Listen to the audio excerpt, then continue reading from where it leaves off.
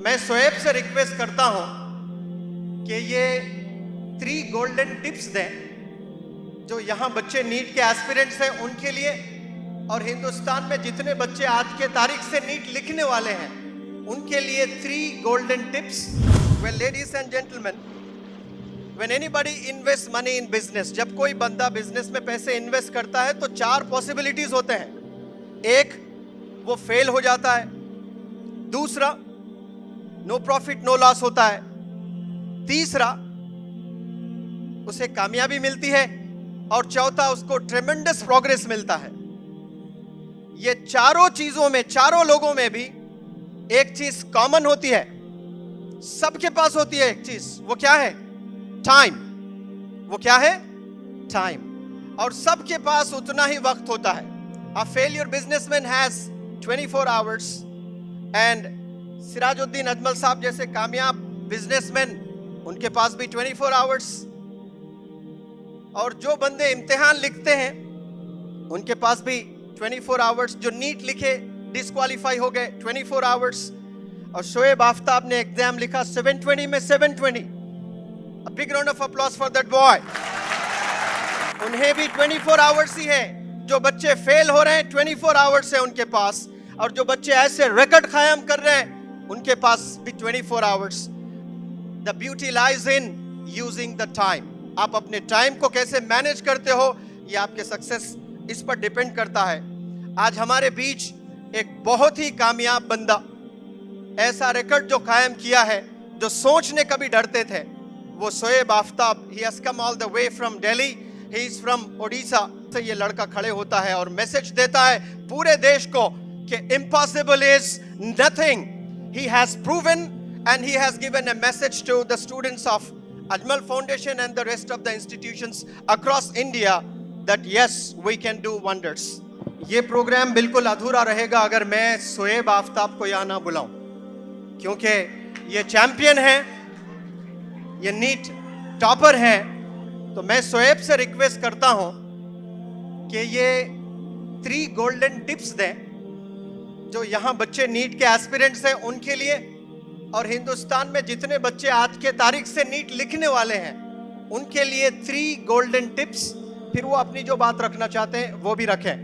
Well boys and girls, ladies and gentleman, a big round of applause for Shoaib Aftab. Good afternoon everyone. अस्सलाम वालेकुम। I am Shoaib Aftab, a student just like you.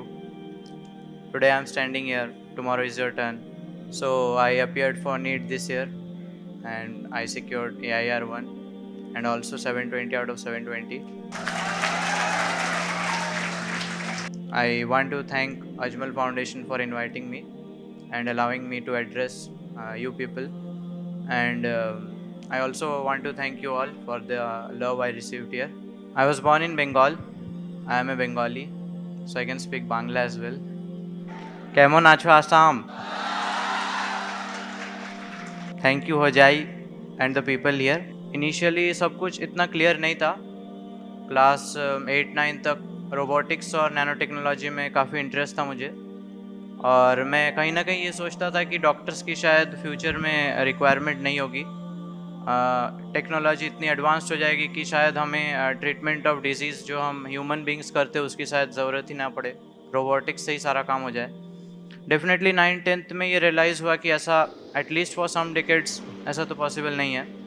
तब मैंने जो है change किया अपने ड्रीम्स को, और मैं नीट की तैयारी करने आ गया कोटा में।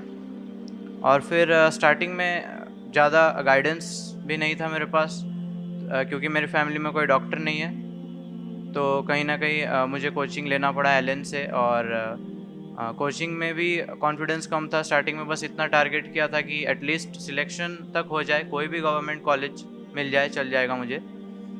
पर धीरे धीरे जैसे मार्क्स इम्प्रूव होते गए वैसे वैसे कॉन्फिडेंस बढ़ता गया। मैं बस यही कहूँगा इससे, ये जो मैसेज जो क्लियर है कि ज़रूरी नहीं है कि आपको हमेशा अपने गोल्स क्लियर हो स्टार्टिंग से ही, लेकिन आप कुछ भी करते हो, नीट हो, जेई हो या कोई स्पोर्ट्स भी हो, आप हमेशा अपना 100% देना उस पर। और कुछ भी हो, नॉलेज की कोई लिमिट नहीं होती। अगर आप स्पोर्ट्स में भी हो, स्पोर्ट्स के बारे में और जानो, उस अपने गेम को कैसे इम्प्रूव कर सकते हो, टेक्निक्स के बारे में और जानो। कुछ भी हो, नॉलेज की कोई लिमिट नहीं है। और नीट जेई जैसा कि कॉम्पिटिटिव एग्ज़ाम्स है, उसके लिए भी अगर आप प्रिपेयर कर रहे हो, हमेशा अपना 100% देना। और शायद यही रीज़न है कि इतना ज़्यादा कुछ हो पाया है। इसके अलावा मैं ये कहूँगा कि कभी डिस्ट्रैक्ट मत होना।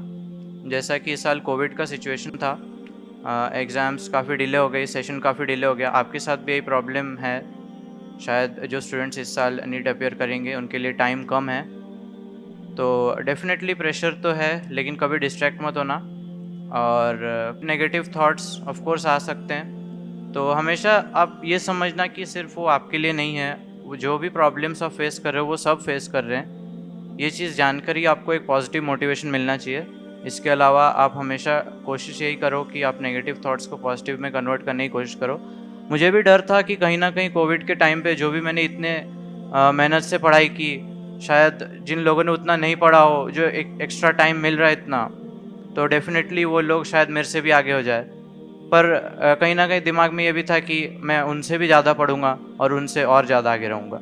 बस सिंपल है, हमेशा अपना 100% देना, और जैसा जैसा आप कर रहे हो उसको फॉलो करो, कभी डिस्ट्रैक्ट मत हो, और डेफिनेटली आप जो भी करना चाहते हो आपको ज़रूर मिलेगा वो। Thank you.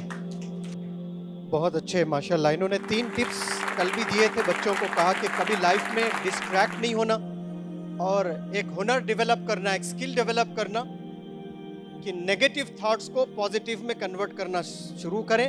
और तीसरा जो मैंने पहले ही बताया था ना, सबके 24 घंटे होते हैं, तो उसको कैसे मैनेज किया जाए वो सबसे इम्पोर्टेंट चीज़ होती है। And the heart of Ajmal foundation Maulana Badruddin Ajmal Sahab is going to honour this boy, right? Yes, and Ajmal brothers Sirajuddin Ajmal Saab as well to join in honoring this great boy who has really created history. And may I invite their parents as well. इनके parents भी आए हैं और प्यारी बहन भी आई है अलीशा छोटी सी। May I request them to join them please.